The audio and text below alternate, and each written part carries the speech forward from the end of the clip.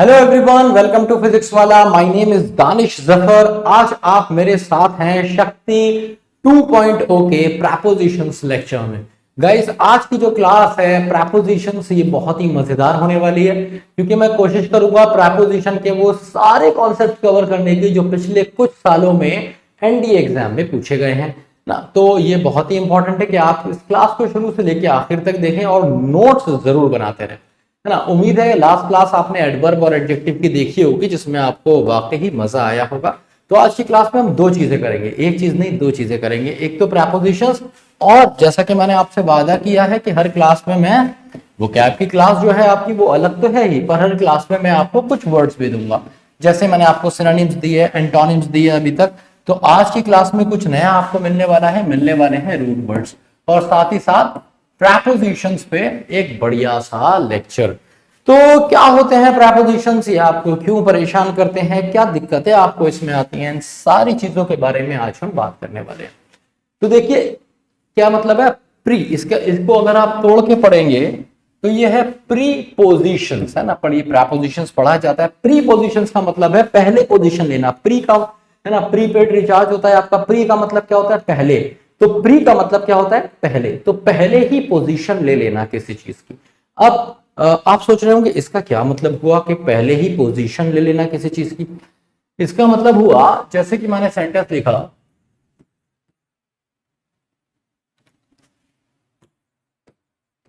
She comes from a village, या फिर they live in Bombay. ठीक है, अब जरा आप इन दो सेंटेंसेस में देखेंगे कि ये प्रपोजिशन क्या बताने की कोशिश कर रहा है। आप देखेंगे सबसे पहले इसमें नाउन या प्रोनाउन, एक ये नाउन रहा और एक ये प्रोनाउन रहा, ये नाउन रहा। ऐसे ही ये नाउन रहा और ये प्रोनाउन रहा। ठीक है, अब इस नाउन और प्रोनाउन में कोई रिश्ता दिख रहा है आपको? ये रिश्ता जो है, क्या कौन सा रिश्ता? नाउन और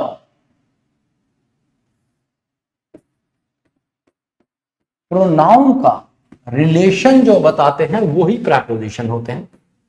ठीक है, जैसे कि she comes from a village, तो शी का रिलेशन विलेज से क्या है कि ये फ्रॉम विलेज है, ये विलेज से है ना। विलेज से रिलेशन बताया जा रहा है। In the same manner they क्या है? एक प्रोनाउन है और बॉम्बे क्या है? नाउन है।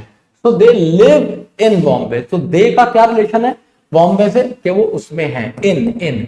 तो इस तरीके से प्रपोजिशन क्या बताता है? एक नाउन सॉरी एक नाउन और प्रोनाउन, ये क्या बताता है? एक नाउन या प्रोनाउन का रिलेशन बताता है। अब ये भी हो सकता है कि ये प्रोनाउन और नाउन का रिलेशन बताए, ये भी हो सकता है कि ये दो प्रोनाउंस का रिलेशन बताए, और ये भी हो सकता है कि ये दो नाउन्स का रिलेशन बताए, है ना। और इन शॉर्ट आप इसे समझ सकते हैं कि ये रिलेशन बताता है किसका? टू नाउन इक्विवेलेंट, है ना। जो भी चीज नाउन जैसी होती है उनके बीच का जो रिश्ता बताता है वो प्रपोजिशन बताता है। ठीक है, तो अब इसमें बहुत सारे रूल होते हैं, आप बार बार कंफ्यूज होते हैं, कितनी जगह पे प्रपोजिशन लगाना नहीं है और आप प्रपोजिशन लगाए पड़े हैं, ऐसे भी क्वेश्चंस आ जाते हैं। कितनी बार ऐसा होता है कि आपको लगता है कि यहाँ पे ये प्रपोजिशन आना चाहिए पर वहां पे कोई और प्रपोजिशन आ जाता है। तो इन सब चीजों को हम कैसे करेंगे? एक नोटबुक और एक पेन आप लेके जरूर बैठेंगे। मैं हर पेज पे हर क्वेश्चन के साथ आपको कुछ कॉन्सेप्ट्स दूंगा। ठीक है, इससे कंप्लीट प्रपोजिशन तो कवर हो ही नहीं सकता क्योंकि ये बहुत बड़ा चैप्टर है और उसे पढ़ाने के लिए अच्छा खासा टाइम चाहिए। पर हम जानते हैं कि शक्ति बैच में हमारे पास बहुत ज्यादा तो टाइम नहीं है, पर प्रीवियस ईयर में जितना भी प्रपोजिशन से पूछा गया है वो कवर करने की अटूट कोशिश की है मैंने। तो आपको एक जबरदस्त क्लास का वादा तो मेरा है आपसे कि आपको बहुत कुछ मिलेगा। अगर आप ये प्रपोजिशन की क्लास देख जाएंगे तो समझ लीजिए बहुत सारे क्वेश्चंस आप प्रपोजिशन के आसानी से बना देंगे।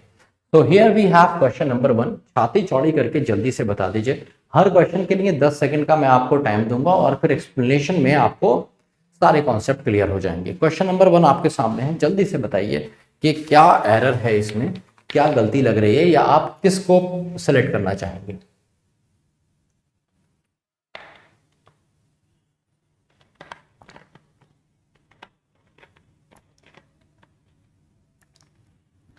अब देखिए कितना आसान है। I go to watch the match among India and Pakistan. तो देखिए अमंग का जो इस्तेमाल होता है ना, अमंग का जो इस्तेमाल होता है ये होता है मोर देन 2 के लिए। जैसे मैं कहूं distribute these sweets among the children, है ना। तो यहां पे ये बात पता चल रही है कि स्पेसिफिकली 2 नहीं है, 2 से ज्यादा ही हो सकते हैं बच्चे। तो इस सेंस में हमने अमंग का इस्तेमाल किया। या फिर मैं कहूं India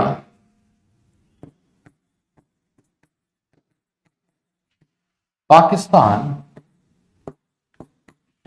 and China share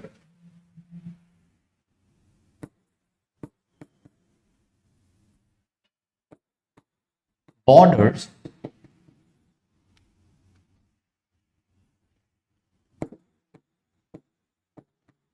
between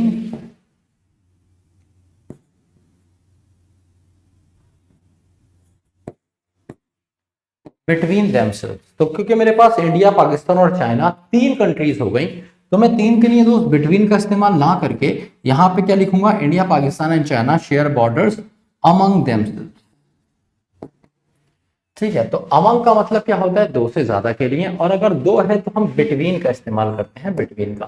तो I will go to watch the cricket match between India and Pakistan today. Amid का मतलब होता है उस दौरान, जिस दौरान कोई चीज चल रही हो। जैसे the bill was passed amid confusion. क्या मतलब हुआ, जैसे पार्लियामेंट में तुमने देखा था शोर मच रहा होता है, कोई किधर से कुछ चीख रहा है, कोई कह रहा है ये बिल बेकार है, कोई कह रहा है ये बिल पास नहीं होना चाहिए, है ना। इस तरह की बातें होती हैं और उसी बीच में बिल पास हो जाता है। तो क्या कह रहे हैं, the bill was pass amid confusion, उस दौरान, जिस दौरान बिल पास हुआ, कंफ्यूजन था। तो ये वाइल वाला सेंस देता है ना, वाइल वाला सेंस देता है, वाइल वाला अमिड। अमंगस्ट का मतलब क्या होता है कि ये यूज होता है वॉयल से पहले, समझ रहे हो। अगर वॉयल साउंड होती है इसके जस्ट बाद तो अमंगस्ट यूज होता है। जैसे मैं कहूं अमंग और अमंगस्ट में और कोई डिफरेंस नहीं है, अमंग बिल्कुल अमंगस्ट जैसा ही है, बस वॉवल साउंड में आप अमंगस्ट का इस्तेमाल कर लीजिए। जैसे there is a traitor amongst us. क्या मतलब हुआ, हमारे बीच कोई गद्दार है। ट्रेटर का मतलब क्या होता है, गद्दार। तो हमारे बीच एक गद्दार है। तो अमंगस्ट अस, अस कौन सा साउंड हो गया, वॉयल साउंड हो गया। अब क्योंकि ये वॉयल साउंड है तो आप यहां पे क्या यूज करेंगे, वॉयल। यहां पे क्या यूज करेंगे, अमंगस्ट। ठीक है, अगर ये वॉयल साउंड नहीं होता, देम होता, अमंग देम, जैसे यहां पे था तो मैंने अमंग यूज किया। अगर यहाँ पे अस होता तो देम हम अमंगस्ट यूज करते। सिंपल है भाई। तो आंसर हो जाएगा क्या, ए इज द करेक्ट आंसर। उम्मीद है क्वेश्चन तनाता हुआ समझ आया होगा। अगला क्वेश्चन। अब ये क्वेश्चन जो है ना, मैं अपने चीतों को 2 बार करा चुका हूं। एक बार मैंने टेंसेस में भी ये क्वेश्चन कराया, दोबारा प्रेपोजिशन में करा रहा हूं। तो आप याद रखिए कि सेंस का इस्तेमाल होता है पॉइंट ऑफ टाइम के लिए, है ना। जब आप इनिशियल टाइम की बात करते हैं, टेंसेस वाली क्लास जरूर देखिए। और जो फॉर है ये बताता है आपको पीरियड, कोई ड्यूरेशन, जिसे आप हिंदी में अंतराल कहते हैं। ठीक है, तो जब भी आप किसी ड्यूरेशन की बात करते हैं, जैसे कि 2 आवर्स, जैसे कि 30 मिनट्स, जैसे कि 9 वीक्स, जैसे कि 11 मंथ्स, तो ये सारे बच्चे ड्यूरेशन है। तो ड्यूरेशन के सेंस में आप फॉर का इस्तेमाल करते हैं। अगर मैं कह दूं 2 o'clock, ठीक है, या फिर मैं कह दूं 9 PM,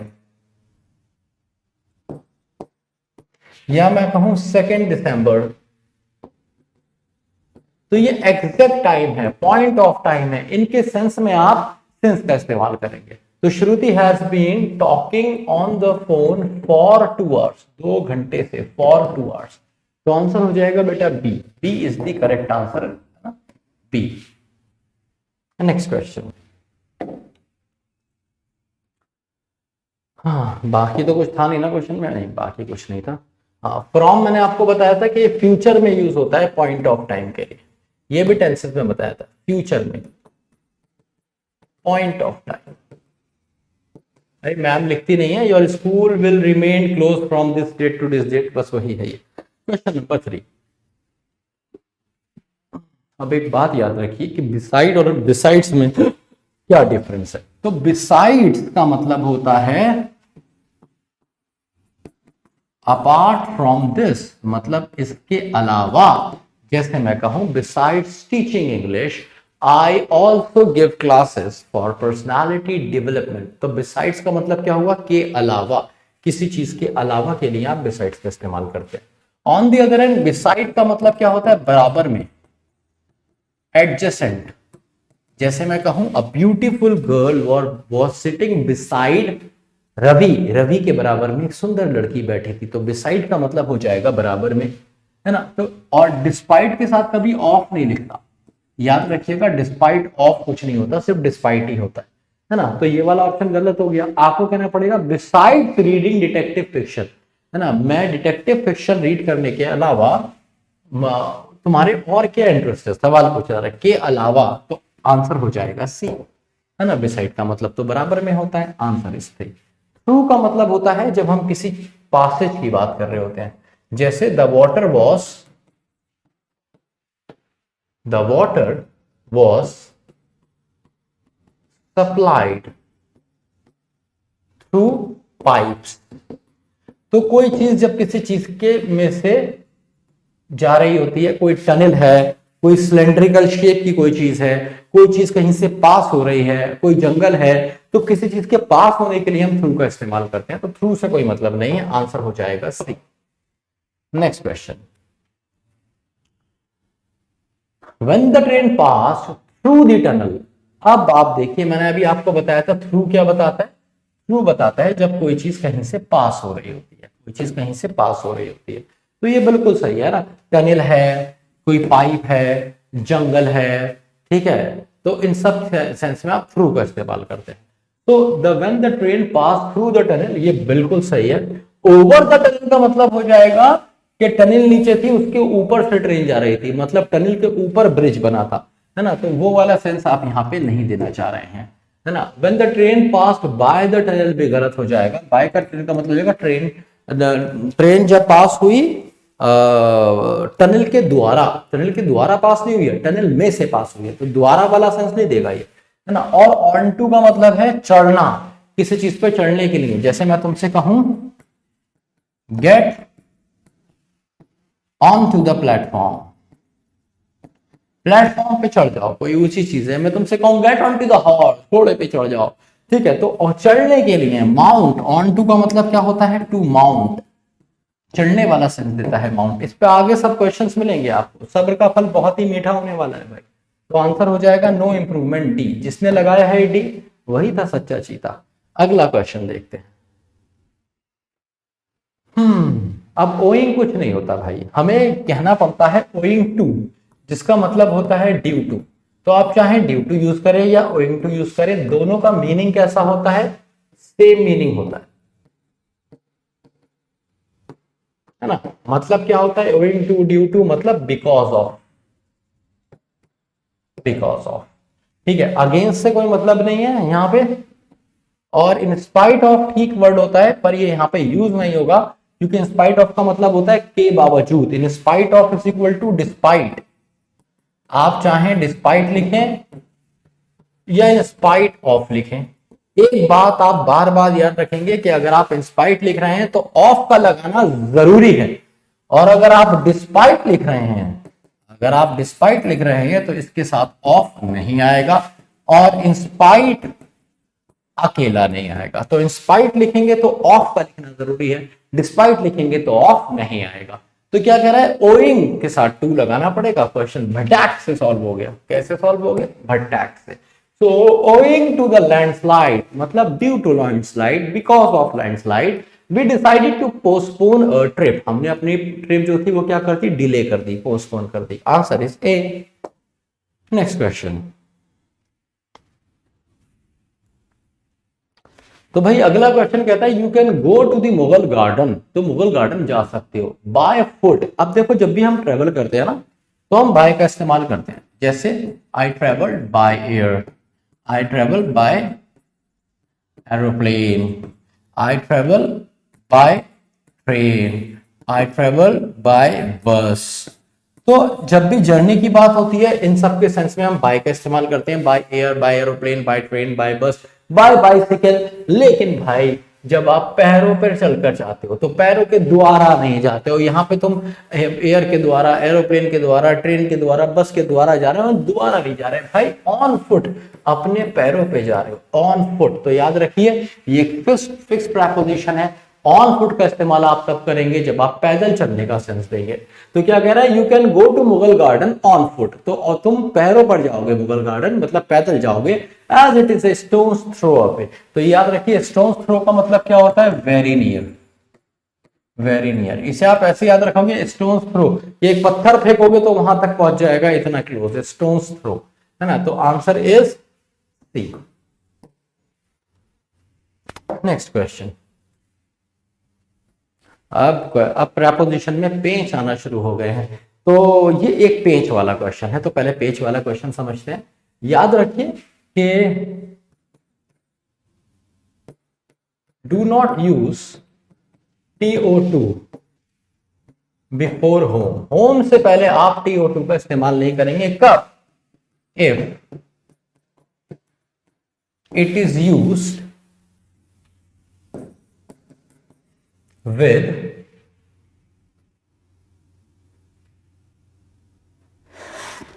sorry, if it is used with किसके साथ,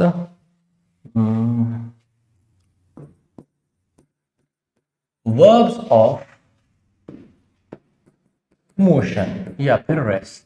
जब ये वर्ब ऑफ मोशन या वर्ब ऑफ रेस्ट में यूज होंगे। अब इसका क्या मतलब हुआ भाई, कुछ वर्ब्स होती हैं जैसे कि अराइव, जैसे कि गो, जैसे कि गेट, जैसे कि ब्रिंग, ठीक है, जैसे कि कम। तो ये सारे कैसे वर्ब हैं, जैसे कि रैन, रन। आप देखेंगे वर्ब्स ऑफ मोशन है, इनके बाद टू नहीं लगाएंगे। जैसे शी रैन होम, बिल्कुल सही है, टू नहीं आएगा। या फिर वो घर भाग गई, या फिर he arrived to home late। तो भाई ये टू नहीं आएगा, ठीक है। he arrived home late simple हो जाएगा। लेकिन इसमें भी एक पेच है, जो छोटा सा पेच आपको याद रखना है। और वो पेच क्या है मेरे dost, कि इसमें आप TO2 कैन बी यूज्ड। कब, इफ होम इज पजेसिव। अगर होम पजेसिव है, किसी का पोजेशन दिखा रहा है, अधिकार दिखा रहा है। जैसे मैं कह दूं आई रैन टू माई होम, मैं अपने घर की तरफ भागा या मैं अपने घर भाग गया, तो अब टू सही है क्योंकि पोजेशन आ गया, माई होम आ गया। जैसे कि वी यूज्ड टू मीट, हम मिला करते थे। क्या, she came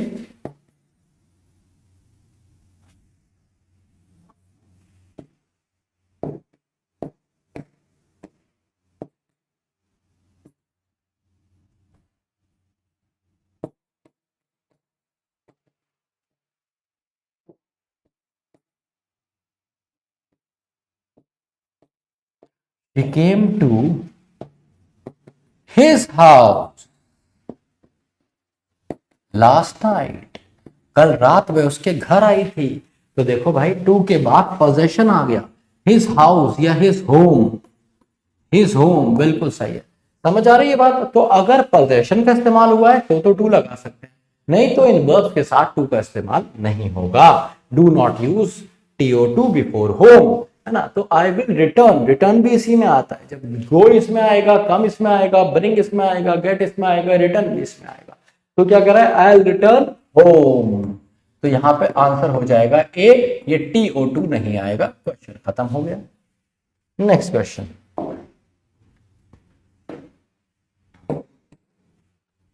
despite of his bad behaviour. Despite of का क्या मतलब हुआ, मैंने बताया था भाई डिस्पाइट के साथ ऑफ नहीं आएगा। या तो लिखोगे डिस्पाइट तो यही आंसर होगा, या फिर अगर इंस्पाइट ऑफ होता तो हम इसको भी सेलेक्ट कर सकते थे, पर ये भी नहीं है ना। एक्सेप्ट से कोई मतलब नहीं है, तो आंसर हो जाएगा सी।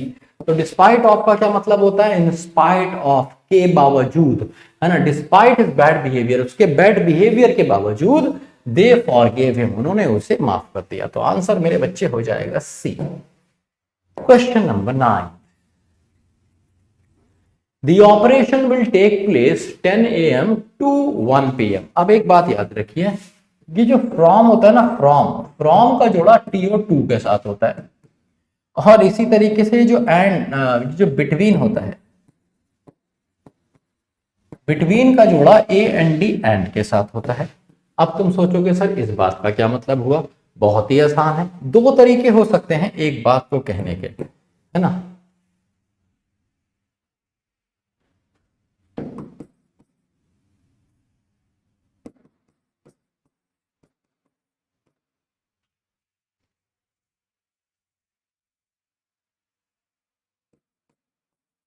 आई am free from this time to this time, जो भी आपको लिखना है। जैसे I am free from 2 PM to 4 PM, तो ये क्या हो जाएगा, मैंने फ्रॉम से बना दिया सेंटेंस।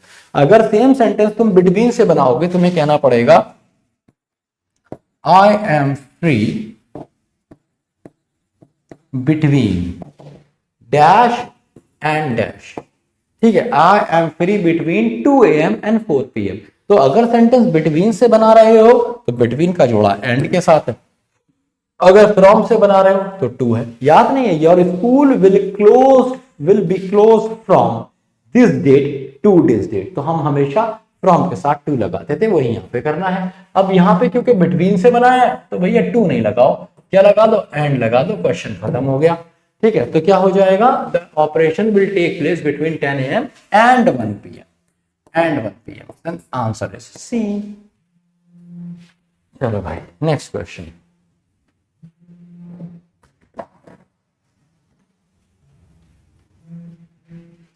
अगला क्वेश्चन कहता है the Napier Bridge, the Napier Bridge, the Napier Bridge on the Cobham River is painted like a chessboard।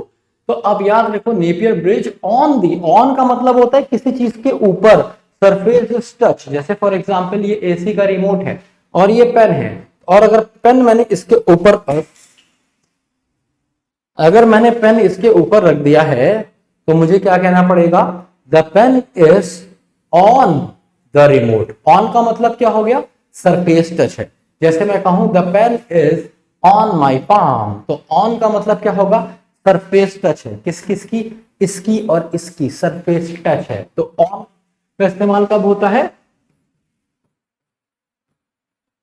Surface is in touch. जैसे the keys were on the table, keys कहां पे थी, चाबियां कहां पे थी, टेबल पे थी, ऑन द टेबल हो जाएगा। अच्छा, इनका मतलब तो तुम्हें पता ही है, अंदर होता है तो इनसे मतलब होगा नहीं, है ना। ऑन टू का क्या मतलब होगा, अच्छा अब ऑन टू का मतलब मैंने बताया था, टू माउंट, चढ़ जाना, टू माउंट। अगर तुम कहोगे तो Napier bridge on to the Cooum, तो कोवम रिवर के ऊपर चढ़ गया है ब्रिज, कुछ ऐसा सेंस आएगा जो एकदम ही वाहियात बात हो जाएगी, तो ये भी नहीं हो सकता। ओवर का मतलब क्या होता है भाई, ओवर मजेदार चीज है। ओवर का मतलब होता है कवरिंग, या तो ये कवरिंग वाला सेंस देता है, है ना। ये अबव वाला भी सेंस देता है कि ऊंचा है, जरूरी नहीं है सरफेस टच है, कवरिंग है, हो भी सकती है नहीं भी, पर है कम से कम ऊंचा। दूसरी चीज कवरिंग है ना, कवरिंग है और इम्पैक्ट है। अच्छा भाई, इम्पैक्ट का मतलब क्या होता है? इम्पैक्ट का मतलब होता है कि ब्रिज का असर पड़ा है रिवर पे। क्या असर पड़ा है कि तुम उसे पार कर सकते हो। जैसे मैं कहूं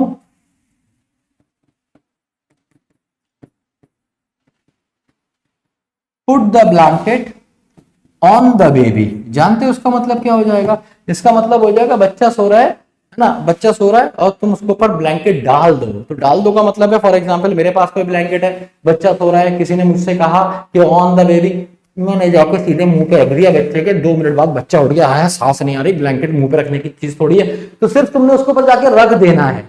ऑन का मतलब है उसके ऊपर रख दो, सरफेस टच करा दो, ठीक है, ये मतलब हो जाएगा। तो ये गलत होगा, इसलिए आपको कहना पड़ेगा ओवर द बेबी। ओवर, अब ओवर का क्या सेंस होगा?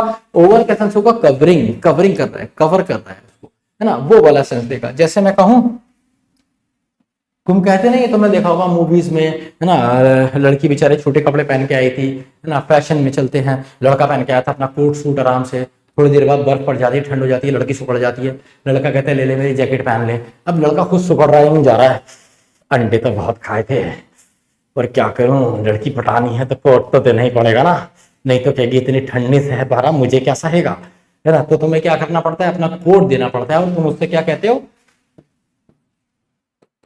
Put it over yourself.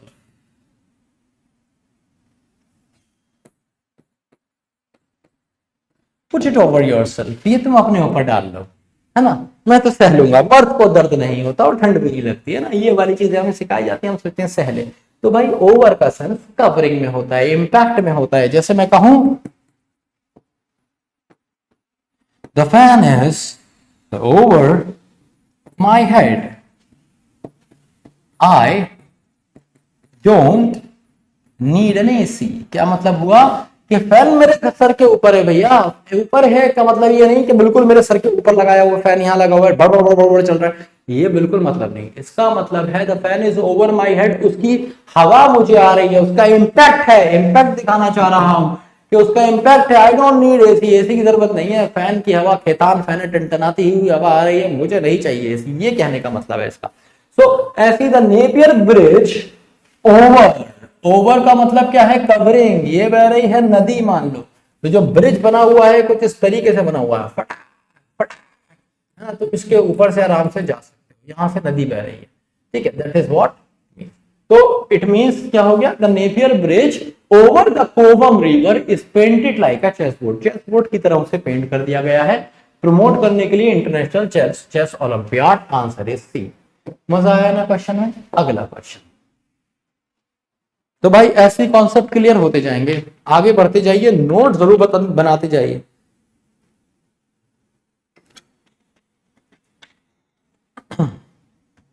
अगली बात है the night jumped into the horse and vanished. मतलब नाइट का मतलब होता है सोल्जर, आप समझ लीजिए, सोल्जर, सिपाही, पॉन, जो भी है। जंप्ड इनटू द हॉर्स, वो घोड़े के अंदर कूद गया। अरे घोड़ा कोई बहता पानी है, घोड़ा कोई कुआं है, या घोड़ा कोई बाल्टी है कि तुम उसके अंदर कूद जाओगे? तो इनटू तो नहीं हो सकता ना, इनटू तो नहीं हो सकता ना, तो क्या होगा? On to. ऑन टू का मतलब क्या होता है? अभी बताया था पीछे, टू माउंट, चढ़ जाना, चढ़ जाना। तो जो क्या नाम है, the knight jumped on to the horse, घोड़े के ऊपर चढ़ गया, एंड वैनिश्ड, और गायब हो गया। अब तुम अगर कहोगे ओवर द हॉर्स, तो उसका मतलब है उसने कवर कर लिया घोड़े के ऊपर। वो चढ़ा कैसे? कि हाँ ये मेरा घोड़ा ऐसे चढ़ा, हाथ फैला दिए, अपनी दोनों टांगे फैला दी पीछे और घोड़े को चिपट गया, वो वाला सा सेंस आ जाएगा।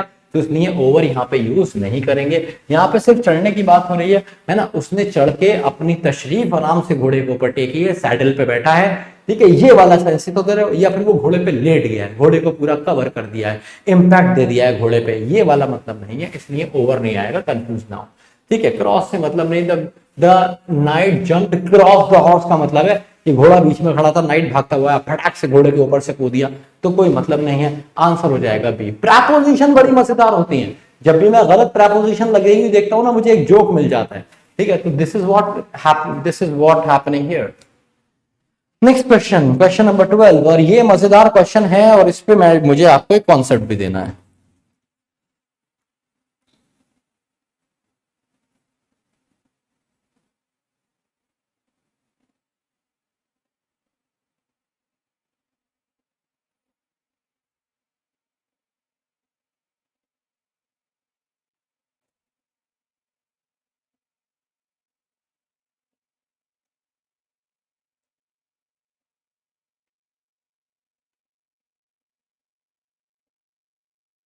हाँ भाई, तो कॉन्सेप्ट क्या है? कॉन्सेप्ट ये है, कितनी बार प्रेपोजिशन लगना नहीं होता है और आप लगाए पड़े होते हैं, तो इस चीज का ध्यान रखिए। देयर आर सर्टेन वर्ब्स, ठीक है, ये कुछ वर्ब्स होते हैं, ये क्या करते हैं, do not take prepositions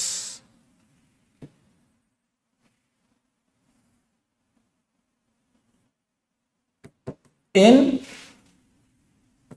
active voice. जब इनका इस्तेमाल एक्टिव वॉइस में होगा तो इनके साथ प्रपोजिशन इस्तेमाल नहीं होंगे। ये कौन कौन से वर्ड है? इसमें से पहला वर्ड है एंटर, एम्फेसाइज, स्ट्रेस। ये देखो दो तरीके, ये मैंने रटे नहीं है, मैं तुम्हें भी ये देख के लिखवाऊंगा, मुझे रटने की जरूरत नहीं है, but I have done a lot of reading. जब आप इतनी ज्यादा रीडिंग करते हैं, इतने ज्यादा इंग्लिश लैंग्वेज में, I get involve a lot in the language, so when you are involve in the language you come across these words very frequently, and you ultimately understand how these words are used, because they are being used every day in front of you.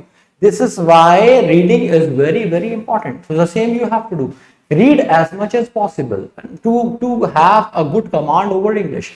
So enter, emphasize, stress, invade, pervade, meaning बता दूंगा, meaning को लेके परेशान मत। pervade, ensure, ridicule,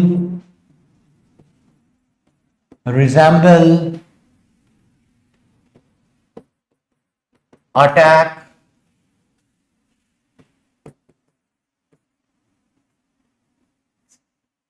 sign, SIGN, sign, signature वाला,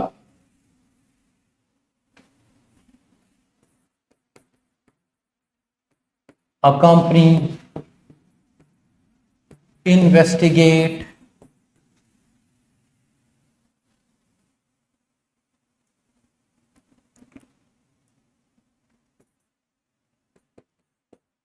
violate,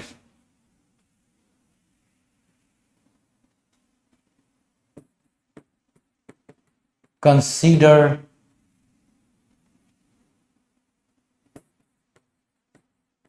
comprise,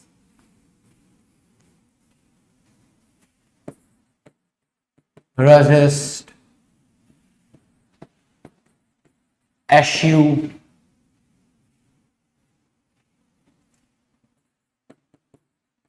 direct,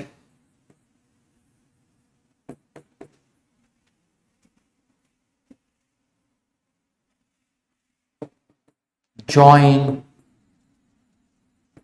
affect। अगर मैं कोई रिपीट कर दूं ना तो उसको पे ध्यान मत देना, इग्नोर मार देना।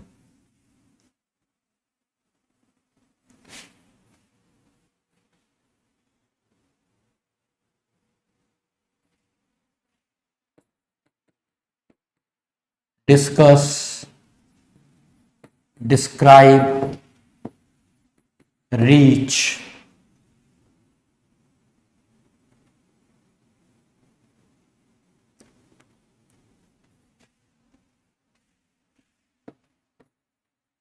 Demand, tell, order. अगर कोई वर्ड रिपीट होता है तो उस पर ध्यान नहीं देना, मैं बार बार बता रहा हूं।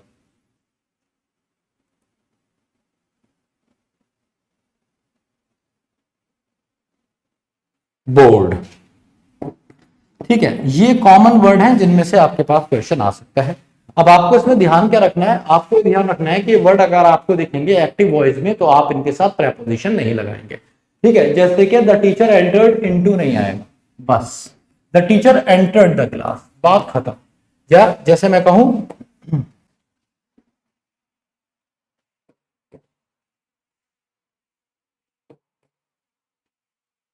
मैंने कहा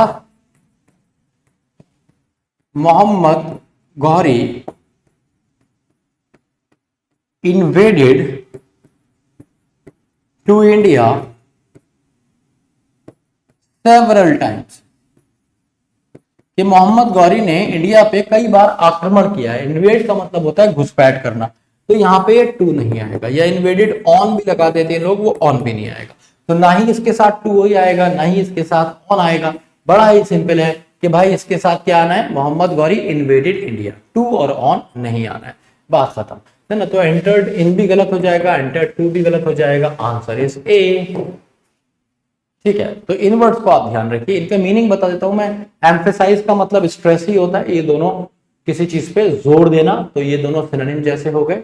इन्वेड का मतलब अभी मैंने आपको बताया घुसपैठ, अटैक एक जैसे हो गए, इन्वेड और अटैक। परवेड का मतलब होता है वाइड स्प्रेड, सब तरफ फैला हुआ, वाइड स्प्रेड, परवेड सब तरफ फैला हुआ। एंश्योर आपको पता ही है, श्योर करना। रिडिक्यूल का मतलब होता है किसी का मजाक बनाना, मजाक बनाना। रिजेंबल का मतलब होता है किसी से मिलना, जैसे मैं कहूं यू रिजेंबल योर फादर, तुम अपने पापा से मिलते हो। रिजेंबल का मतलब होता है सेम लगना। ठीक है, साइन तो आपको पता ही है, सिग्नेचर करना है साइन।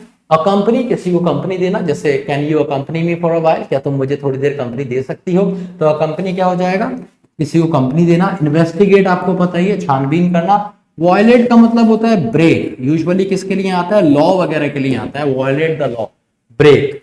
कंसीडर आपको पता है कॉम्प्राइज और कंसिस्ट एक जैसे होते हैं, है ना। कॉम्प्राइज और कंसिस्ट एक जैसे होते हैं, कंसिस्ट के साथ ऑफ आता है, कॉम्प्राइज के साथ कुछ नहीं आता है। रेजिस्ट का मतलब आपको पता ही है, रेजिस्टेंस से होता है रोकना किसी चीज को, ट्राई टू स्टॉप करना, है ना, ट्राई टू स्टॉप या प्रिवेंट। एश्यू का क्या मतलब होता है, एश्यू का मतलब होता है एब्सटेन, बचाना अपने आप को किसी चीज से। रिफ्रेन, अपने आप को किसी चीज से बचाना, रिफ्रेन, एब्सटेन इज एश्यू। डायरेक्ट आपको पता है join, affect, discuss, describe, reach, demand, बाकी सारे आपको पता है। ठीक है, थैंक यू सो मच। चलते हैं भाई अब अगले क्वेश्चन पे, इस पे बहुत ज्यादा टाइम ले लिया, पर ये इंपॉर्टेंट क्वेश्चन है, जैसे बार बार आपको क्वेश्चन एग्जाम में देखने को मिलेंगे, आते ही है अगला क्वेश्चन।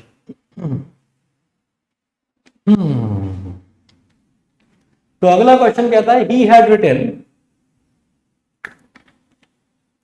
अब एक बात पे आप गौर कर रहे होंगे कि हर पेज पे आपको कितना सारा कंटेंट मिल रहा है, तो ये बहुत ज्यादा इंपॉर्टेंट है। आप इसमें ये मत सोचिए कि मैंने आपको 20, 30, 35 क्वेश्चंस कराए, आप ये देखिएगा कि एक क्वेश्चन को इतनी गहराई से कराया कि उससे आपको पूरा कॉन्सेप्ट सीखने को मिला। तो अगर हमने 30 क्वेश्चन करे हैं तो आप जान लीजिए कि आपने 30 से भी ज्यादा कॉन्सेप्ट किए हैं, एक पेज पे एक से ज्यादा कॉन्सेप्ट मिल रहे हैं। जैसे कि he had written the assignment with, अब देखो जब भी हम लिखते हैं ना तो हम लिखते हैं विद पेन या विद पेंसिल, विद मार्कर। लेकिन अगर हम इंक की बात करते हैं, अब इंक का कोई भी कलर हो सकता है भाई, रेड, ब्लू, ग्रीन, जो भी इंक है ना। तो अगर हम इंक की बात करते हैं तो हम इंक के साथ विद का इस्तेमाल, सॉरी इन का इस्तेमाल करते हैं, है ना, इंक के साथ इसका। जैसे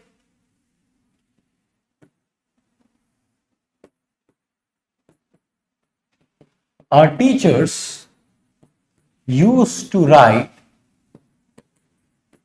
in red ink, तो जब आप इन का इस्तेमाल करेंगे तो रेड इंक लिखेंगे, it should be in. So he had written the assignment in red ink, that's why the teacher did not accept it, है ना। तो बाय नहीं होगा, फ्रॉम नहीं होगा, कंफ्यूज करने के लिए थे, B is the correct answer. तो आपने क्या जाना कि अगर कोई इंस्ट्रूमेंट है ना, जो लिखने वाला, तो बाय तो आप विद का इस्तेमाल करेंगे, with pen, with pencil, with marker. लेकिन अगर आप सिर्फ इंक की बात कर रहे हैं तो आप इस्तेमाल करेंगे इन का। Question number 14, mister Irani is popular. अब पॉपुलर के साथ एक फिक्स प्रेपोजिशन है, अगर आप रीडिंग करते हैं तो आप इस बात को बखूबी जानते होंगे कि भाई प्रॉपर के साथ एक ही प्रेपोजिशन है। पॉपुलर के साथ, पॉपुलर का मतलब क्या होता है, फेमस, इसके साथ एक ही प्रेपोजिशन आती है, ही इज पॉपुलर विद। जैसे मैं कहूं Salman Khan is popular with the girls, girls के बीच में बड़ा पॉपुलर है, बड़ा फेमस है। Salman Khan is popular with the girls, so it should be with among, between, between से कोई मतलब नहीं है। B is the correct answer. Here we go for the next question.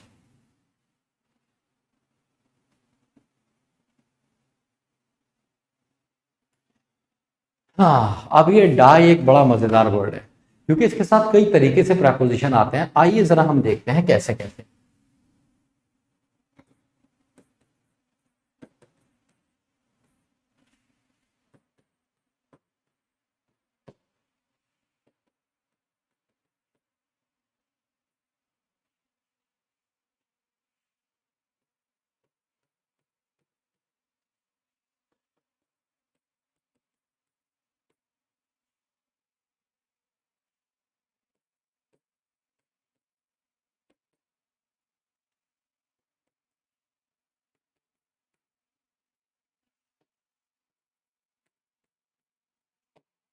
ये नोट करते रहना मेरे साथ।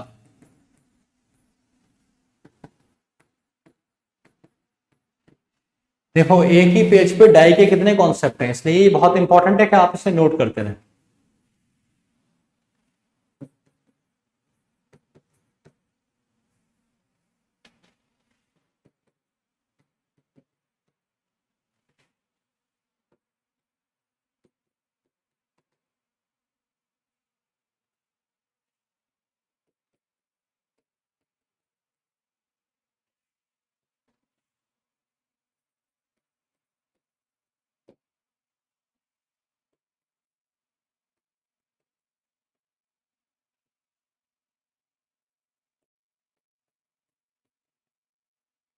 अब आएगा इसमें मजा और आप देखेंगे कितने सारे वर्ड हैं और सब अलग अलग प्रपोजिशन भी ले सकते हैं।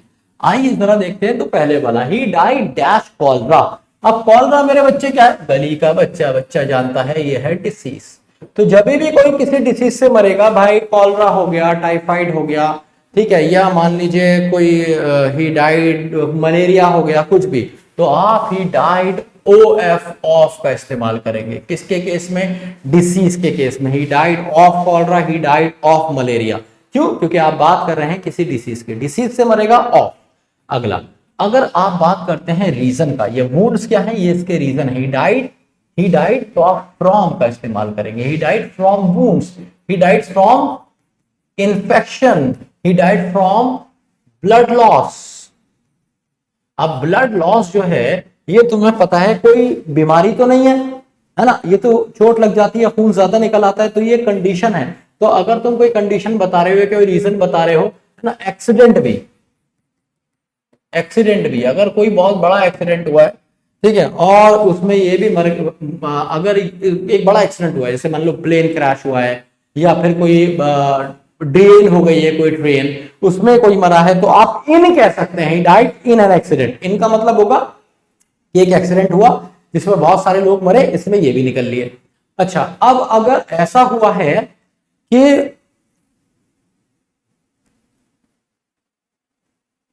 ये खुद ही एक्सीडेंट में मरा है, इस एक्सीडेंट में बस यही मरा है, ये इसका पर्सनल एक्सीडेंट था, मतलब मान लो टीचर पढ़ा रहा है ना, और ऊपर से पंखा गिर गया सर पे, मर गया, हाथों हाथ लाइव मर गया टीचर, तो ये क्या हो जाएगा, ये हो जाएगा ही डाइड फ्रॉम एक्सीडेंट, है ना, ये एक्सीडेंट से मरा। तो जब आप देने वाले होते हैं क्या, रीजन, तो रीजन के सेंस में आप फ्रॉम का इस्तेमाल करते हैं, from wounds, from infection, from blood loss. अब हम बढ़ते हैं आगे।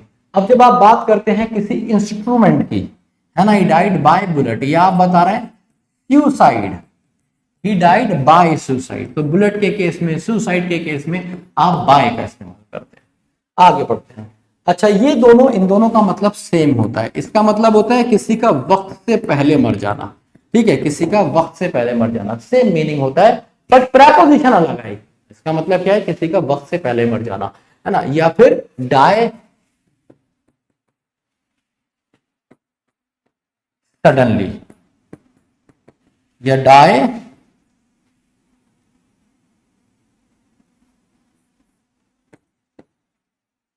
Before retirement. अब देखो एक बात समझने की कोशिश करो, हमारे यहाँ रिटायरमेंट जैसी कोई चीज ही नहीं होती, हम रिटायर कब होते हैं। अगर आप इंडियन सोसाइटीज में देखेंगे तो हमारे यहाँ बेसिकली ऐसा चलता है कि अब आपकी शादी, अब आप जैसी नौकरी लगेगी आपके ऊपर प्रेशर होगा शादी कर लो, शादी करते ही आपके ऊपर प्रेशर होगा बच्चा कर लो, बच्चा करते ही आपको प्रेशर होगा बच्चे को पढ़ा दो, है ना, बच्चे को पढ़ाने के बाद प्रेशर होगा कि बच्चे की शादी कर दो, बच्चे के ऊपर फिर आपका वाला प्रेशर आ जाएगा। तो हम हमेशा प्रेशर में रहते हैं, हम कभी रिटायर होते ही नहीं है ना। हम बुढ़ा भी हो गया है, दादा भी हो गए हैं, तो क्या कहते हैं, अरे बेटा पोते की सूरत तो दिखा दे, मैं ऐसे जाऊंगा तो आत्मा को शांति भी नहीं मिलेगी, अरे पोते की सूरत दिखा दे। तो दादाजी को अगर तुम पोते की सूरत भी दिखा दोगे ना, उसके बाद भी पोता बड़ा हो गया तो भी दादा कहेगा अपने पोते से मुझे अपने बेटे की सूरत दिखा दे।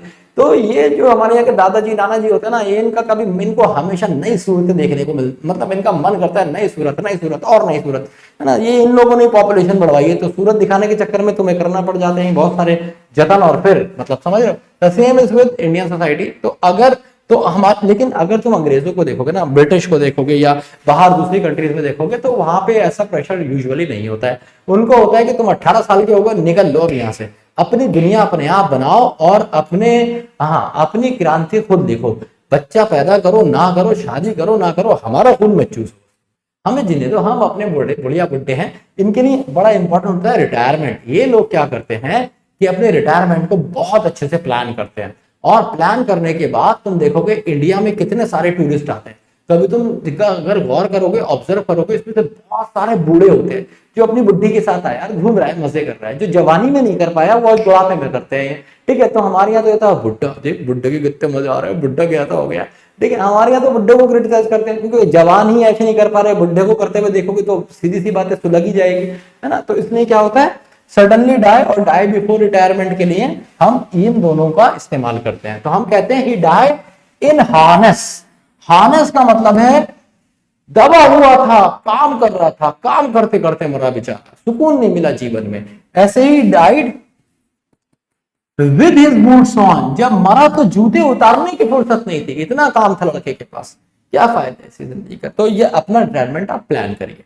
अब हम बढ़ते हैं आगे और ये समझते हैं ही डाइड, यहां क्या होगा भाई, ये हो जाएगा ही डाइड थ्रू नेग्लेक्ट। ये तो आपको लर्न करने, इसमें कुछ कर नहीं सकते, ये लर्न करने, ईडियम है ये दोनों क्या है, ये दोनों ईडियम्स है ना। और died through neglect, he died through abuse, लिख देता हूं यहां पे, नेग्लेक्ट, अब्यूज, है ना, या फिर ही डाइड थ्रू इंसल्ट।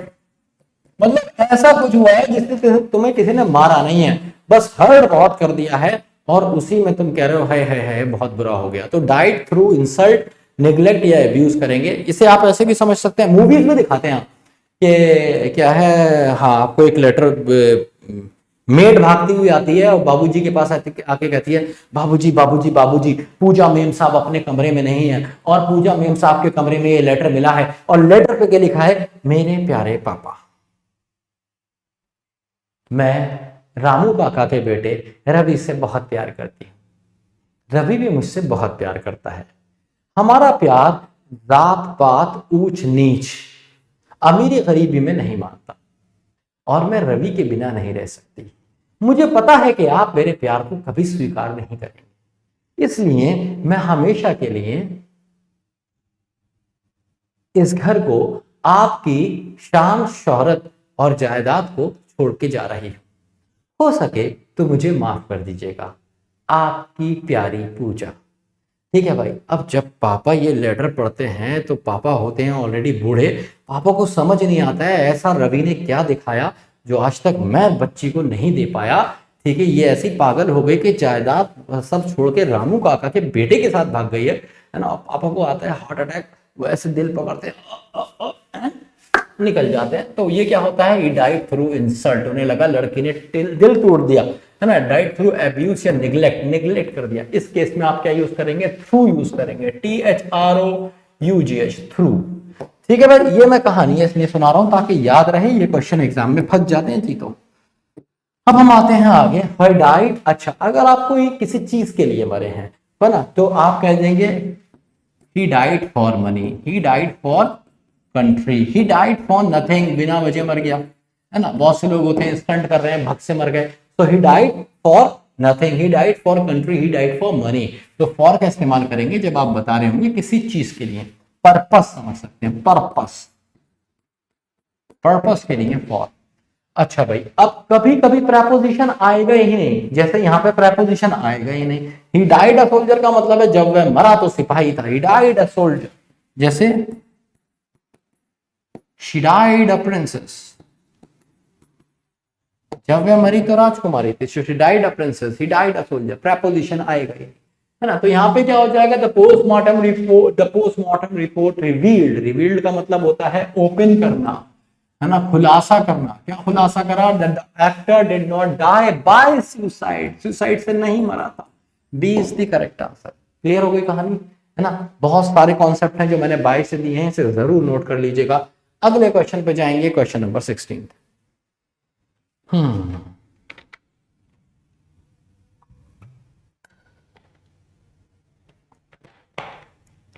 अगला क्वेश्चन कहता है दिस बेडशीट इज मेड. अब मेड के बढ़िया कॉन्सेप्ट है भाई.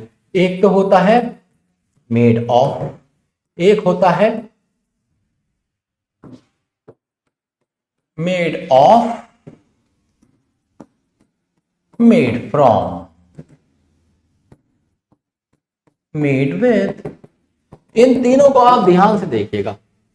तो देखिए, जब आप कहते हैं मेड ऑफ, तो आपका मतलब क्या होता है, आप बताना चाहते हैं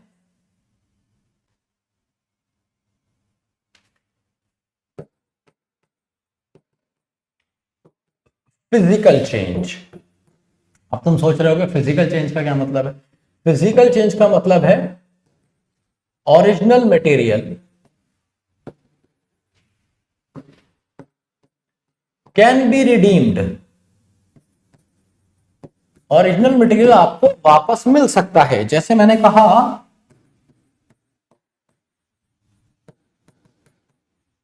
the furniture is made of would.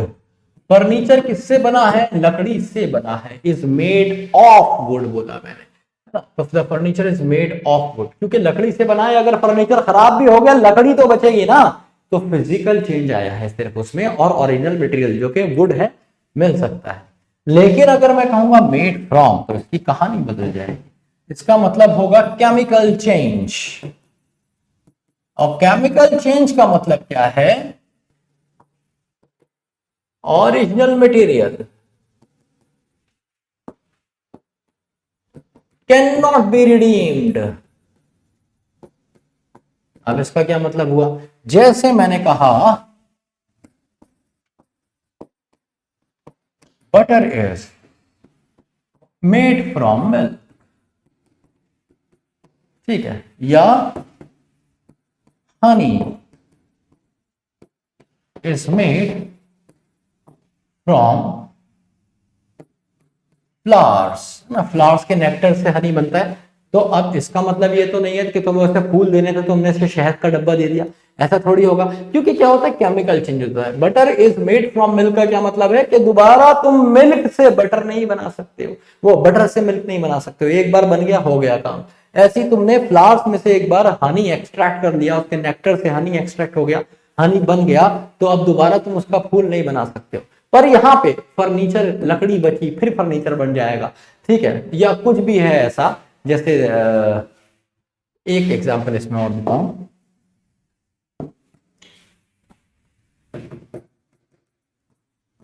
This bag is made of leather. Bag फट गया, चमड़ा तब भी बचा ना, है ना. तो ये डिफरेंस होता है मेड ऑफ और मेड फ्रॉम में. अच्छा, मेड विद क्या होता है, ये आता है जब आप बताना चाह रहे होते हैं इंग्रेडिएंट्स.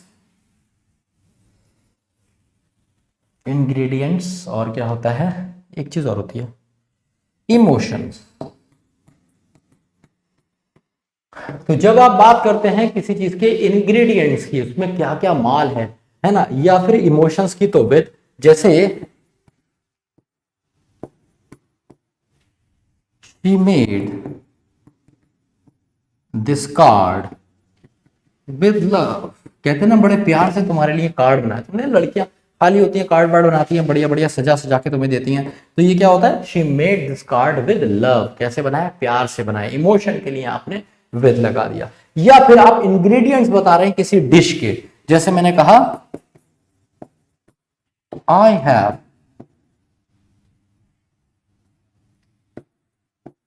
मेड दिस करी with coriander, onion, garlic and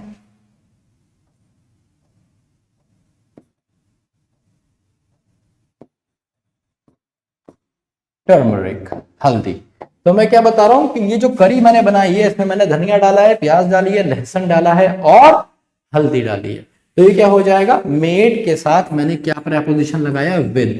तो जब आप किसी डिश के इंग्रेडिएंट, सामग्री की बात करते हैं तो विद लगाते हैं, इमोशन के साथ विद लगाते हैं।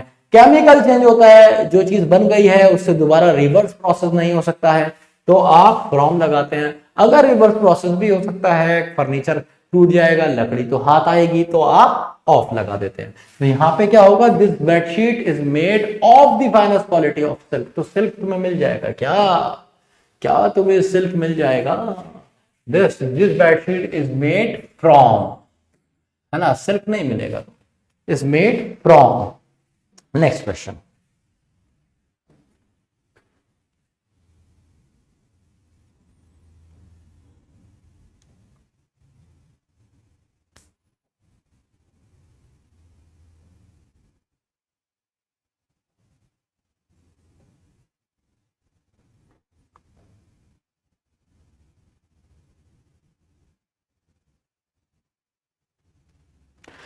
That famous astronaut died in his boots on, ये तो आपने करा है, died with his boots on, ये तो आप कर चुके हैं, डाई पे हमने सारा करा है, C is the correct answer. Next question, When I reached the railway station, I got to know that the train was behind time. Behind time का मतलब क्या होता है, समय से पीछे। Ahead का मतलब क्या होता है, opposite of behind। भाई अगर तुम्हारी घड़ी 5 मिनट पीछे है तो तुम क्या बोलोगे, My watch is 5 minutes behind। और अगर आगे है तो my watch is 5 minutes ahead.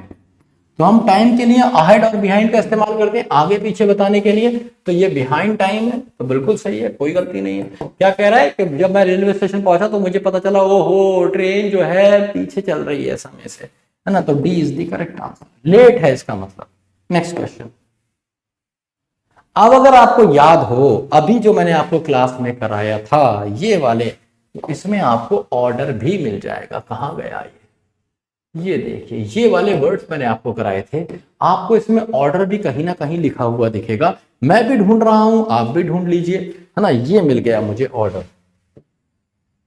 तो भाई ऑर्डर भी एक ऐसा वर्ड है जिसके साथ प्रेपोजिशन नहीं लगती एक्टिव वॉइस में। आ जाते हैं उसी वाले क्वेश्चंस में,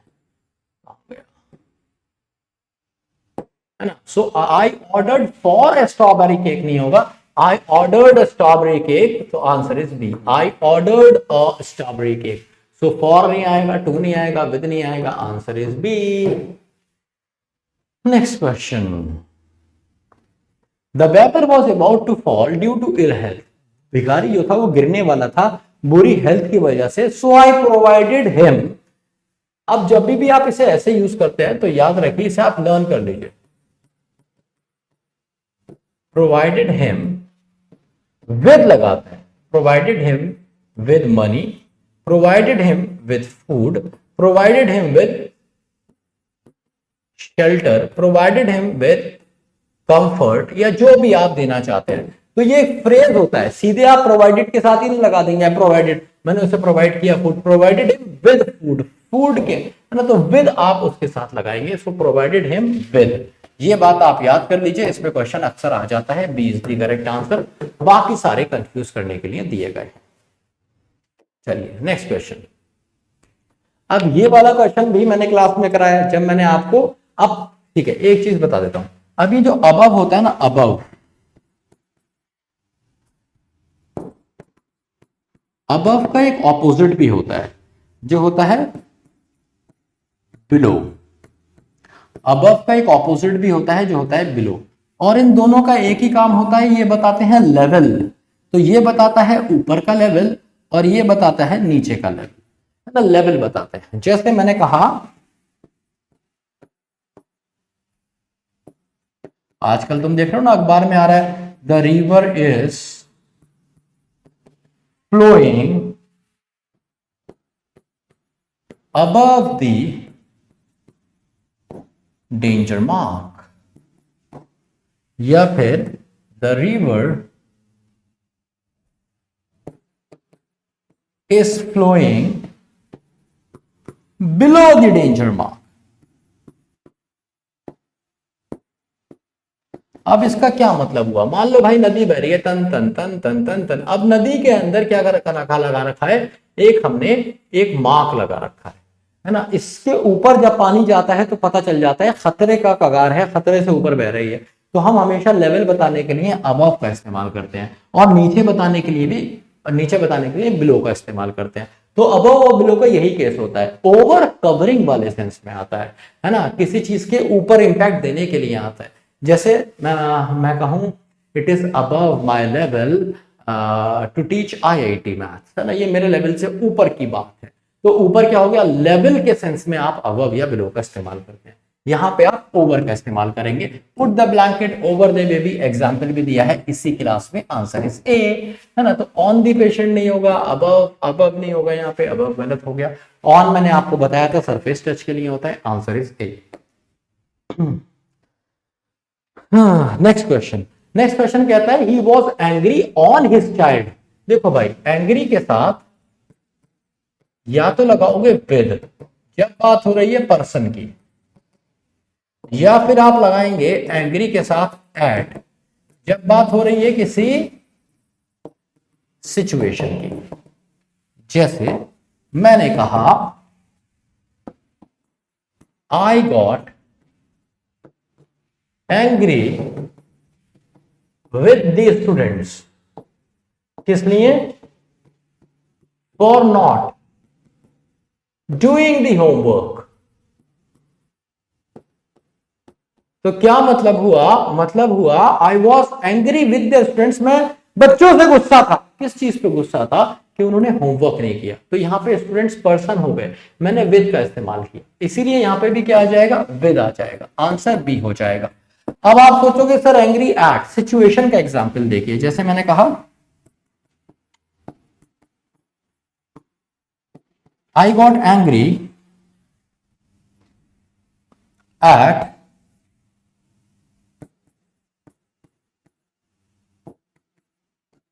द लॉकडाउन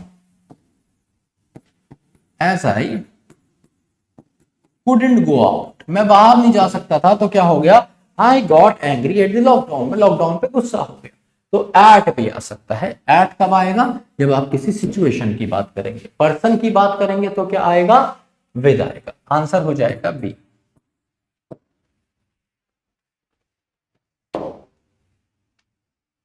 अब देखो यहां पे क्या होता है ना, जो बहुत ही कॉमन चीजें होती हैं ये इसको थोड़ा सा डिस्टर्ब करके आपके लिए चीजें थोड़ी सी बदल देते हैं। जैसे यहाँ पे क्या कहा जा रहा है, I came across with, came across with कुछ नहीं होता यार, I came across the famous athlete at the airport. तो आई केम अक्रॉस होगा सीधे, B is the correct answer. ये टू बाय विद कुछ लगाने की जरूरत नहीं है। केम अक्रॉस अपने आप में क्या है, एक फ्रेजल वर्ब है। क्या है, फ्रेजल वर्ब, जिसका मतलब क्या होता है, meet by chance, meet by chance. तो आप कह सकते हो आई केम अक्रॉस अलग सर, ठीक है, एट माई पाठशाला या जो भी है, कि मुझे बाय चांस अलग सर मिल गए। So I meet by chance. तो आंसर क्या हो जाएगा भाई, B is the correct answer. Next question, ये क्वेश्चन भी मैं कराऊंगा, ये क्वेश्चन अभी मैं करा चुका हूं 2 बार। इसमें से एक ऑर्डर वाला क्वेश्चन आया, एक एम्फेसाइज वाला आया, दोबारा वापस मैं वहीं लेके जाऊंगा तुम्हें। मैंने तुम्हें बताया था देयर आर सर्टेन वर्ब्स जिनके साथ तुम प्रेपोजिशन नहीं लगाते हो एक्टिव वॉइस में। और वो कौन सी वर्ब्स हैं? वो ये वाली वर्ब्स हैं। क्या इन वाली वर्ब्स में एम्फेसाइज्ड है? भाई सबसे पहले ही लिखा हुआ है, पहली ही लाइन में लिखा हुआ है, तो इसके साथ प्रेपोजिशन नहीं लगेगा। कब? एक्टिव वॉइस में। तो आप भी मत लगाइए।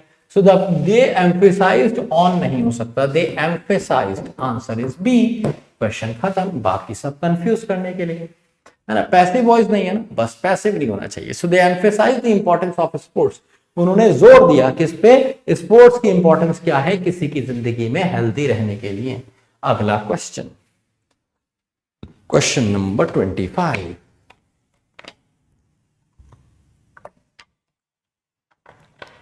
अब देखो कुछ होते हैं फिक्स्ड प्रेपोजिशन। फिक्स्ड का मतलब क्या है भाई? एक्यूज के साथ ऑफ आता है। आप अगर अखबार पढ़ते हैं तो आपने देखा होगा एक्यूज्ड ऑफ मर्डर, है ना, एक्यूज्ड ऑफ रेप, है ना, एक्यूज्ड ऑफ थेफ्ट। ठीक है, चोरी का, रेप का, मर्डर का। एक्यूज का मतलब होता है आरोपी ना, आरोपी। तो इसके साथ ओ एफ, ऑफ का इस्तेमाल होता है, accused of. B is the correct answer in this. तो इसका आंसर क्या हो जाएगा? बी आंसर हो जाएगा। इसमें कुछ और भी मैं आपको बता देता हूं, याद रखिए जितने भी हैं। Dawn, sunrise, sunset, dusk, night, है ना। तो इन सब के साथ भी आप एट का इस्तेमाल करते हैं, एट का। जैसे मीट मी एट नाइट, या फिर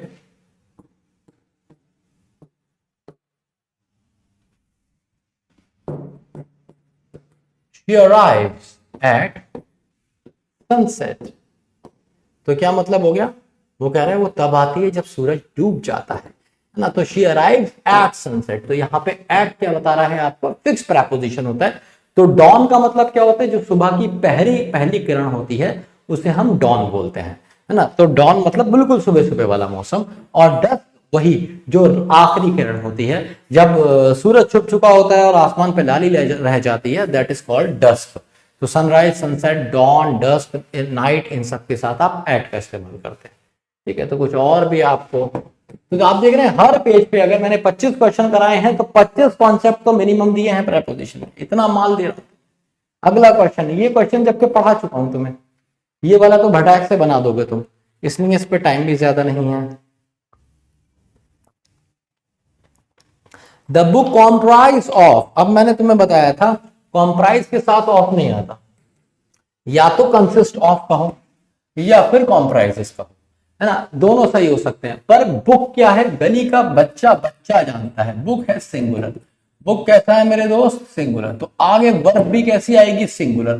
तो कंसिस्ट तो आ सकता है, लेकिन कंसिस्ट के साथ ऑफ चाहिए, तो ऑफ नहीं है, काट डालो। कॉम्प्राइज के साथ ऑफ नहीं चाहिए, तो ये आंसर हो गया comprise of. B is the correct answer. अब यहाँ पे कंसिस्ट के साथ ऑफ है, तो कंसिस्ट के साथ एस नहीं है, लेकिन बुक तो एस लेगा, तो इसलिए ये भी गलत हुआ। आंसर होगा सिर्फ इसमें B. So the book comprises many article, मतलब बुक्स के अंदर है बहुत सारे आर्टिकल जो वुमेन एम्पावरमेंट पे बेस्ड हैं, जो लिखे गए हैं एमिनेंट। एमिनेंट का मतलब क्या होता है? फेमस पॉलिटिकल लीडर्स ने लिखे। अगला क्वेश्चन देखिए,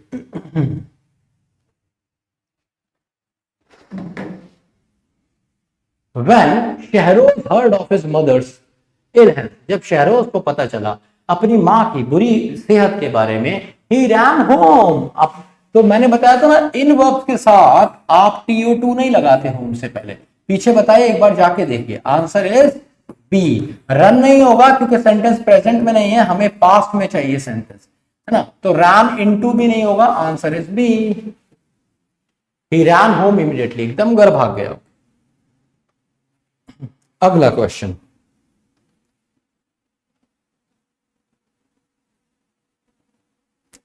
अगला क्वेश्चन कह रहा है the police use the CCTV footage to get at the truth. याद रखिए ये भी एक फिक्स प्रेपोजिशन है। गेट एट द ट्रूथ का मतलब क्या होता है? सच तक पहुंचना। गेट एट, आप जब भी ट्रूथ का इस्तेमाल करेंगे तो हमेशा ये एक फ्रेज की तरह यूज होता है, गेट एट द ट्रूथ। जैसे मैं कहूं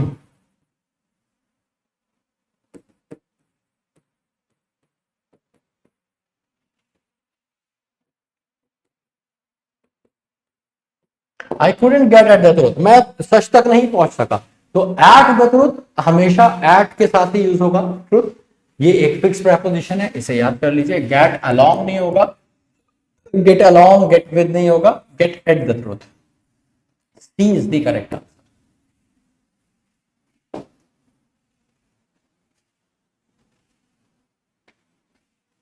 हाँ, अब एक बार मैंने आपको अहेड और बिहाइंड पीछे बताया था कि भाई टाइम के सेंस में कैसे यूज होते हैं, इनसे कोई मतलब नहीं है। अक्रॉस का मतलब क्या होता है? अक्रॉस का मतलब होता है across is equal to cross. बस डिफरेंस क्या है? क्रॉस एक वर्ब है और अक्रॉस क्या है? प्रपोजिशन है। अक्रॉस क्या है? प्रपोजिशन है। तो आप क्या कहेंगे?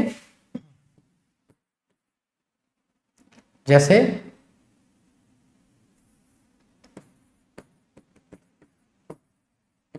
while going across the road a car hit him।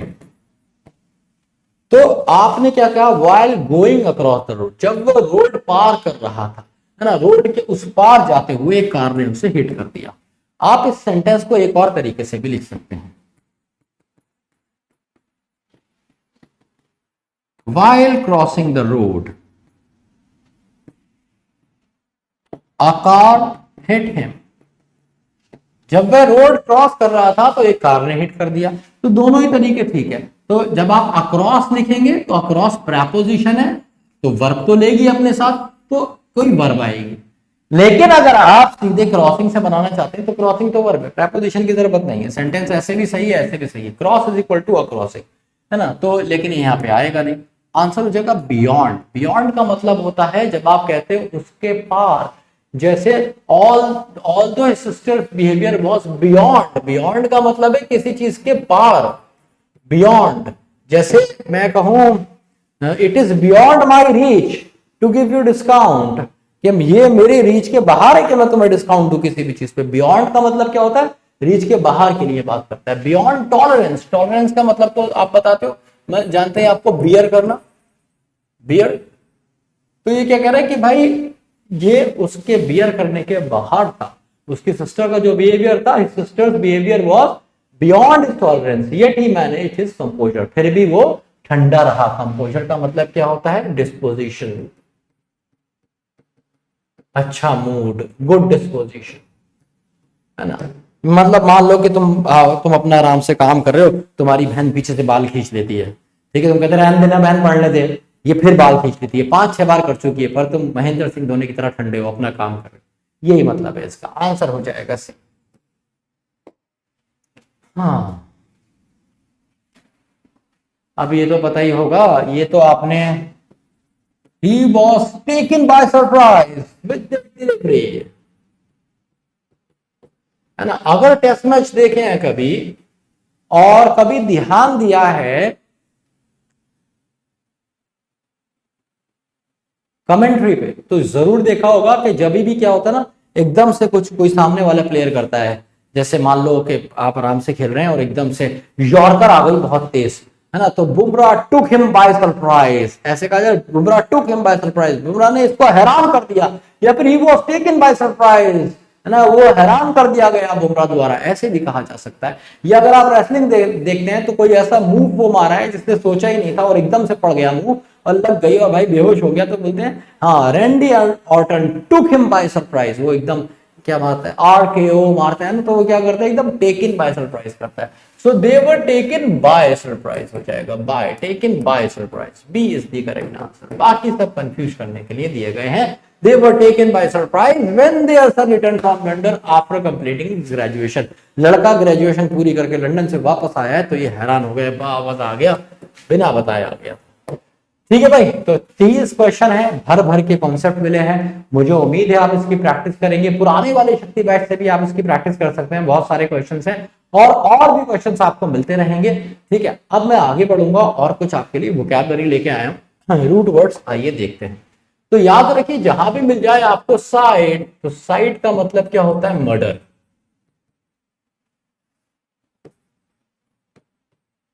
Murder या फिर किलिंग। तो जब कहा गया choose one word for the given group of words, killing of one's own father, अपने ही पापा को टपका देना। तो याद रखिए पापा को कैसे याद रखोगे, पैट्री, पैट्रियार्किकल सोसाइटी होती है, तो पैट्रीसाइड ना, पैट्री इज पापा, पैट्री पापा, ये पैट्री कैसे याद रखोगे, वो आदमी जो तुम्हें पटरी पे रखता है, बिगड़ने नहीं देता, जिसका डर तुम्हें सब जगह होता है, वो कौन है, पापा। तो patricide is killing of one's father. फ्रेट्री, फ्रेटर्निटी आप जानते होंगे, फ्रेटर्निटी का क्या मतलब होता है, ब्रदरहुड, भाईचारा, नेशनल फ्रेटर्निटी है ना, भाईचारा। तो अगर आप भाई को मार देते हैं तो ये क्या हो जाएगा, fratricide is killing of one's brother. तो भाई को टपकाया तो फ्रेट्रीसाइड, पापा को टपकाया तो पैट्रीसाइड, और किसी रिश्तेदार को टपका दिया, क्लोज रिलेटिव्स के लिए पैरीसाइड आती है, दोनों के लिए। मतलब ऐसे याद रखो इनके पर होते हैं, कैसे पर होते हैं, जहां भी तुम कुछ गलत काम कर रहे होगे कोई ना कोई रिश्तेदार देख लेगा, तो रिश्तेदार क्या होते हैं, इनके पर होते हैं, पैरीसाइड होते हैं। ये कहीं भी कुछ भी तुम्हारे घर में कांड होगा रिश्तेदार को पहले पता चल जाएगा, तो ये क्या है, पैरीसाइड, इनके पर है। तो इनको कैसे याद रखोगे, किलिंग ऑफ क्लोज रिलेटिव्स, है ना। और कभी कभी ये पेरेंट्स के लिए भी यूज होता है, दोनों पेरेंट्स के लिए भी और क्लोज रिलेटिव के लिए भी, पैरीसाइड। सरोरी साइड, सबसे ज्यादा सरोरी, सरोरी मतलब सड़ी हुई, सबसे ज्यादा सड़ी हुई कौन होती है, बहन। सबसे ज्यादा कौन पिटवाती है, बहन। सबसे ज्यादा शिकायत कौन लगवाती है, बहन। मेरे साथ तो यही हुआ था, पर्सनल एक्सपीरियंस है मेरा, सबसे ज्यादा अगर किसी ने जीवन में मुझे पिटवाया है ना माँ से, तो मेरी बहन है। तो बड़ी मतलब मेरी जो बिल्कुल साथ वाली है ना, जो मुझसे 2-3 साल छोटी है, वो वाली, मम्मी मुझे पता है भाई कौन सी दुकान पे वीडियो गेम खेलता है, इसको सब पता था, ठीक है, और सारे अड्डे मेरे पता थे। और ये भाई मम्मी को लेके, खुद तो कर नहीं पाते ना लोग, तो बस तुम्हें भी नहीं करने देते। तो कौन, सबसे सड़ी हुई सिस्टर, ऐसे याद रखोगे। Sororicide, killing of one's sister, ठीक है, answer is B. Next question, एक पेज पे 4-4 वर्ड मिल रहे हैं, तो वोकैब को हल्के में मत लीजिएगा। Choose one word for the given group of word, killing of a king. तो किसको मार दिया, किंग को। कैसे याद रखोगे, रेजिसाइड। कैसे याद रखोगे, रेजिमेंट आता है इसमें, रेजी, रेजी किससे बना, रेजिमेंट। रेजिमेंट किसका होता है, किंग का होता है। रेजी का क्या मतलब होता है, टुकड़ी, सेना, है ना। रेजिमेंट का क्या मतलब होता है, टुकड़ी या सेना। रेजिमेंट, आर्मी, आर्मी तो किसकी होती है, किंग की। तो रेजिसाइड का क्या मतलब हो गया, किलिंग ऑफ अ किंग, क्योंकि साइड का मतलब तो मारना होता है ना। जीनोसाइड, जीन्स से बना, जीन्स, अरे वो जीन्स नहीं जो तुम पहनते हो, वो जीन्स जो तुम्हारे डीएनए में, आरएनए में, माँ बाप के थ्रू आया है, डीएनए में, आरएनए में जो जीन्स होती हैं, तो जीन्स है पता। जीनोसाइड का मतलब होता है किलिंग ऑफ अ रेस, किसी प्रजाति को, है ना, तुमने मरवा डाला। जैसे कि हिटलर ने की थी ना genocide, killing of Jews, Jews को बहुत सारे मारा था, है ना, तो वो क्या थी, जीनोसाइड थी। किलिंग ऑफ स्पेसिफिक पीपल या specific class, specific religion of people, और वो भी मास, बहुत सारे लोगों को मारोगे, that is genocide. Homicide is murder, ये सिंपल है, मर्डर के लिए होता है। कैसे बना ये वर्ड, होमी का मतलब होता है ह्यूमन बीइंग, साइड मतलब किल, तो किसी इंसान को मार दिया, होमिसाइड इज मर्डर। असैसिनेशन क्या होता है, ये पॉलिटिकल किलिंग होती है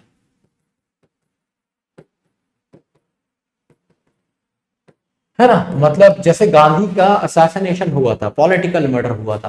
तो अगर किसी पॉलिटिकल लीडर को मारा जा रहा है तो वो क्या होता है, असैसिनेशन होता है, ठीक है, पॉलिटिकल मर्डर होता है। तो आंसर हो जाएगा इसका बी, रेजिसाइड। नेक्स्ट क्वेश्चन, तो भाई बहुत सारा सीखने को मिल रहा है, हर पेज पे भर भर के।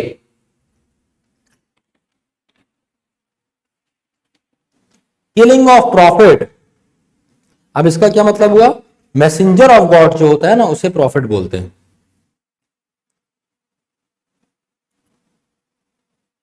कैसे याद रखोगे, किलिंग ऑफ अ प्रॉफिट, वैटिसाइड। कैसे याद रखोगे, ये वो आदमी होता है जीएसटी से पहले वैट लगा करता था, है ना, ऐसे याद रखोगे। आज सरकारें जीएसटी लगाती है, पर इससे पहले क्या लगता था, वैट लगता था। कौन लगाते थे, प्रॉफिट, इन्हीं की दुनिया थी, यही सब करते थे, ऐसे याद रख सकते हो। तो vaticide is killing of a prophet. Prophet कौन होता है, मैसेंजर ऑफ गॉड। जैसे मोहम्मद, जैसे जीसस, ये सारे कौन थे, प्रॉफिट थे। अच्छा, ये एक्सोरिसाइड, देखो भाई इसमें आ रहा है एक्स, एक्स साइड का मतलब होता है killing, uxoricide, killing of a wife. जब तुम पत्नी को, ऐसा कभी कर नहीं पाओगे तुम, कोई कर भी नहीं पाया। कभी सुना तुमने किसी ने पत्नी को मार दिया? मार भी दोगे तो भूत बन के आ जाएगी, तुम्हारा जीवन नहीं कर पाओगे। ठीक है, तो इसको ध्यान में कभी लाना मत। यूक्सोरिसाइड का क्या मतलब होता है? Killing of a wife. कैसे याद रखोगे? एक्स लगा है इसमें, एक्स पहले वो है ना, एक्स लगा है तुम्हें, क्या मतलब एक्स मतलब क्रॉस। ये बहुत डेंजरस काम है, जहां भी डेंजर होता है एक्स लगा होता है ना, क्रॉस लगा होता है, तो डेंजरस काम है, नहीं कर पाओगे। Killing of a wife. Mariticide क्या होता है? मारिटिसाइड का मतलब होता है killing of one's spouse. Spouse का मतलब होता है कि भाई साथ वाला, जो बेटर हाफ होता है।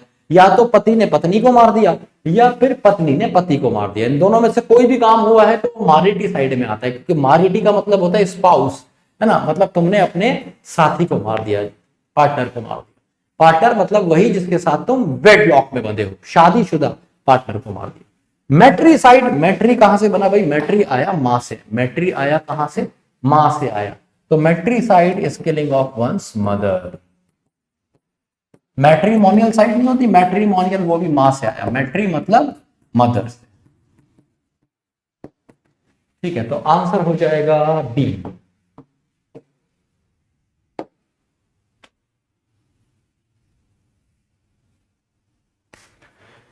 Choose one word for the given word of group. Killing of one's child, अपने ही बच्चे को मार दिया। अब बच्चे के लिए आदमी की बड़ी एक्सपेक्टेशन थी कि मैं आईएएस बनाऊंगा, पीसीएस बनाऊंगा, डॉक्टर बनाऊंगा, इंजीनियर बनाऊंगा, है ना, और लड़का बना एकदम कांडी, जबरदस्त कांडी लड़का बना। पापा ने लड़के को टपका डाला। फिलीसाइड, फिलीसाइड मूवी देखी है तुमने? कौन सी थी? वास्तव, वास्तव संजय दत्त वाली, उसमें क्या दिखाया? फिलीसाइड दिखाई है, एंड में उसकी मम्मी ने उसकी गोली मारी है।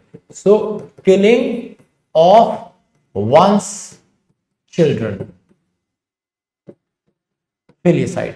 मसाकर का मतलब क्या होता है? किसी बहुत बड़े लेवल पे खून बहा देना। ठीक है, तो मसाकर मतलब killing on a large scale. Jallianwala Bagh massacre आपको याद होगा, जलियांवाला बाग मसैकर वॉज, जलियांवाला बाग कांड वॉज अ मसैकर, वो एक मसैकर था जो हुआ था, बहुत ज्यादा लोग मरे थे मास के लिए। इन्फेंटिसाइड, इन्फेंट कौन होता है? नवजात शिशु। तो killing of an infant, infant को मारना। जैसे तुमने मूवी देखी होगी बाहुबली, बाहुबली को बचपन में मारने के लिए इतने जतन लगा दिए गए थे। ठीक है, तो क्या था वो? Killing of an infant, infant को मारने की कोशिश थी, किलिंग ऑफ एन इन्फेंट। अच्छा, वर्मीसाइड। अब ये मैं तुम्हें कैसे बताऊं? वर्मी कंपोस्ट तुम जानते हो? वर्मिन जानते हो? वर्मिन, वर्मिन जानते हो? वर्मिन होते हैं स्मॉल इंसेक्ट्स।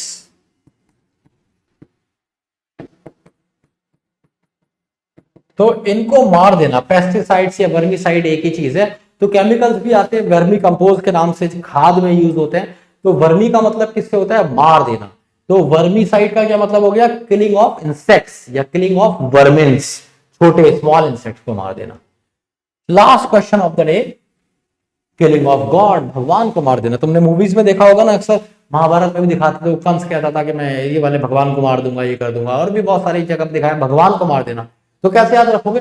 भगवान ही है जो सब कुछ डिसाइड करता है, और तुमने भगवान को ही टक्कर डाला, तो किलिंग ऑफ भगवान इज डिसाइड। अब तुम ही सब डिसाइड करोगे, ऐसे याद रखोगे। Tyrannicide is killing of a,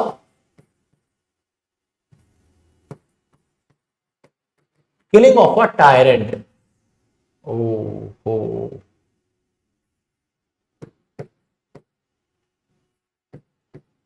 killing of a tyrant, tyrant को मार देना। टायरेंट कौन होता है? तानाशाह।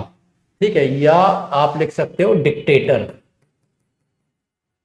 किसी डिक्टेटर को मार देना। या TYRANT, इसकी स्पेलिंग एक बार मैं कंफर्म कर लूं।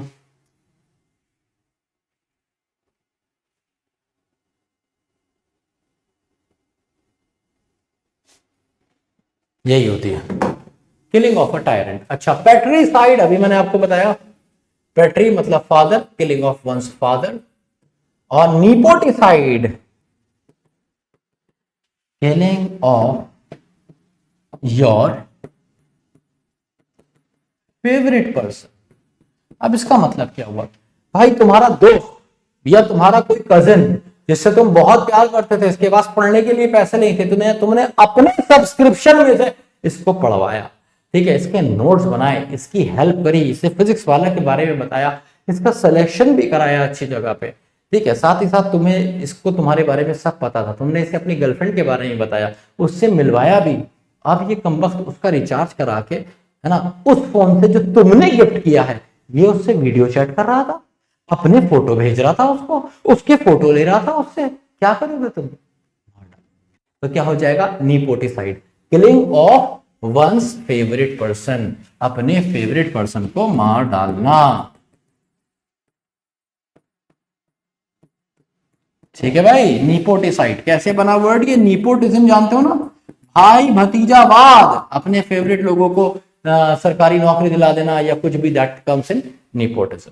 तो उम्मीद है मजा आ गया होगा आपको क्लास में। क्लास आपको कैसी लगी ये जरूर बताइएगा। अगली क्लास में मैं फिर से लेके आऊंगा वोकैब के बहुत सारे वर्ड्स और नए नए concepts. Love you all, see you in the next class. Jai Hind, जय भारत।